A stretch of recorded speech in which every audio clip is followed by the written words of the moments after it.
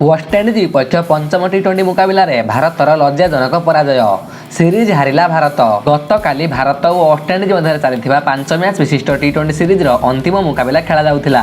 एही मैच रे बाजी मारी नेइछि वेस्टइंडीज। एथि सहित 5 मैच विशिष्ट टी20 सीरीज रे 3-2 रे विजय करि नेइछि। एही मैच रे प्रथमे भारतीय अधिनायक हार्दिक पांड्या टॉस जीति बैटिंग निष्पत्ति नेइथिले, जहाकि तांको पई अत्यंत खराब साब्यस्त रहिथिला। भारत पक्षरु बैटिंग करियो कलाइथिबा दुई युवा ओपनर यशस्वी जयसवाल शुभमन गिल संपूर्ण रूपे फेल मारिथिले।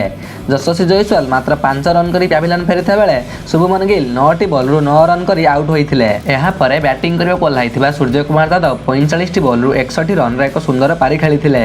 सेहीपरि तिलक भरा मध्य 18 बॉलरू 27 रन करिबारे सफल होइथिले। एही मैच रे पुणी थरे संजू सैमसन और अधिनायक हार्दिक पांड्या फेल मारिथिले।